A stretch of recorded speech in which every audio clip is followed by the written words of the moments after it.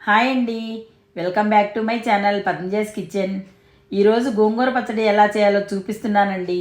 సింపుల్గా టేస్టీగా చేసుకునే ఈ గోంగూర పచ్చడి చాలా రుచిగా ఉంటుందండి. ఒకసారి ఇలా ట్రై చేసి చూడండి.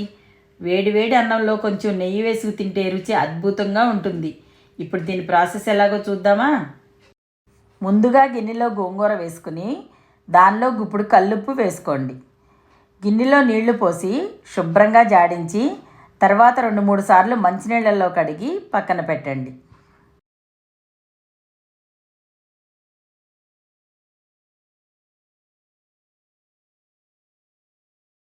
ఇప్పుడు స్టవ్ వెలిగించి మూకుడు పెట్టుకుని దానిలో మనం క్లీన్ చేసి పెట్టుకున్న గోంగూర వేయండి.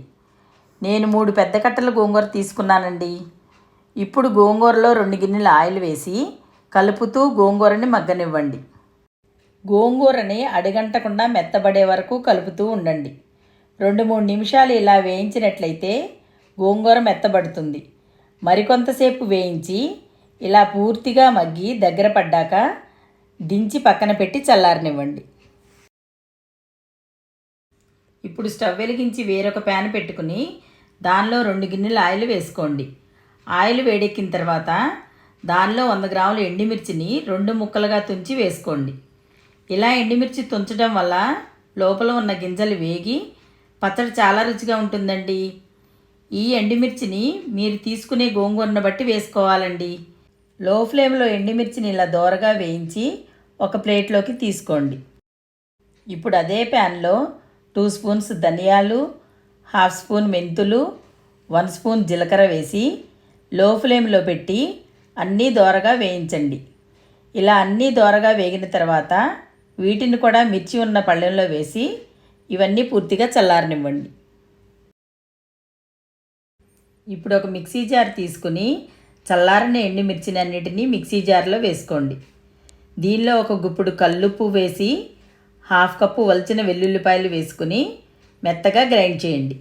ఇలా గ్రైండ్ చేసిన తర్వాత మిక్సీ జార్లో ముందుగా వేయించి పెట్టుకున్న గోంగూర వేసి 2 ఆనియన్స్ని కట్ చేసిన ముక్కలు వేసుకుని ఒక్కసారి గ్రైండ్ చేయండి. ఎక్కువసేపు గ్రైండ్ చేయడం వల్ల పచ్చడి మరీ మెత్తగా అయ్యి టేస్ట్ ఉండదు కాబట్టి ఒక్కసారి తిప్పి తీసేయండి. మీకు వీలైతే రోట్లో నూరుకుంటే రుచి ఇంకా బాగుంటుందండి. ఇప్పుడు స్టవ్ వెలిగించి ప్యాన్ పెట్టుకుని దానిలో తాలింపుకు సరిపడా ఆయిల్ వేసుకోండి.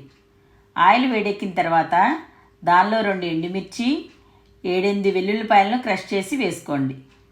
తర్వాత 1 స్పూన్ పచ్చిశనగపప్పు, 1 స్పూన్ ఆవాలు, 1 స్పూన్ జీలకర్ర వేసి కలుపుతూ వేయించండి. ఇలా కొంచెం వేగిన తర్వాత పిడికెడు కరివేపాకు వేసి అన్నీ దోరగా వేయించండి. ఇలా దోరగా వేగిన తర్వాత 1 స్పూన్ ఇంగువ, 1/2 స్పూన్ పసుపు వేసి అంతా ఒకసారి కలుపుకోండి. ఇప్పుడు స్టవ్ ఆఫ్ చేసి మనం రెడీ చేసి పెట్టుకున్న గోంగూర పచ్చడిని తాలింపులో వేయండి. ఇలా వేసిన గోంగూర పచ్చడిని ఆయిల్లో బాగా కలిసేటట్టు కలపండి. గోంగూర పచ్చడిలో ఉల్లిపాయ రుచి చాలా బాగుంటుందండి. ఇలా ఒకసారి మీరు కూడా ట్రై చేయండి. అంతేనండి, ఎంతో రుచికరమైన గోంగూర పచ్చడి రెడీ అయిందండి. ఇలా పూర్తిగా కలిపిన తర్వాత సాల్ట్ సరిపోయిందో లేదో ఒకసారి చెక్ చేసుకుని తక్కువైతే మీ రుచికి సరిపడా కలుపుకోండి. ఇది అన్నంలోకి, పెరుగులోకి, రొట్టెలోకి చాలా రుచిగా ఉంటుందండి. ఈ గోంగూర పచ్చడి బయట అయితే 4 to 5 డేస్, ఫ్రిడ్జ్లో అయితే 15 డేస్ వరకు ఫ్రెష్గా ఉంటుంది. ఇదే సింపుల్ మెథడ్లో మీరు కూడా ట్రై చేసి ఎలా వచ్చిందో కామెంట్ రూపంలో తెలియజేయండి. మా వీడియో మీకు నచ్చినట్లయితే లైక్ చేయండి, షేర్ చేయండి, సబ్స్క్రైబ్ చేయండి. మేము పెట్టే ప్రతి వీడియో మీకు నోటిఫికేషన్గా రావాలంటే పక్కనున్న బెల్ ఐకాన్ క్లిక్ చేసి ఆల్ అనే ఆప్షన్ సెలెక్ట్ చేసుకోండి.